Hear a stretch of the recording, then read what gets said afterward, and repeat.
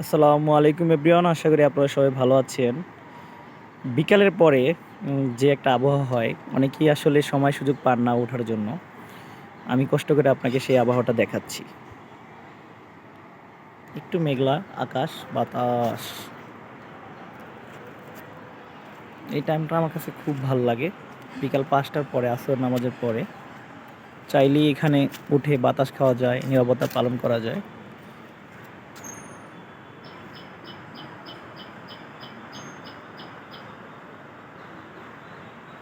আমার কাছে সুন্দর লাগে।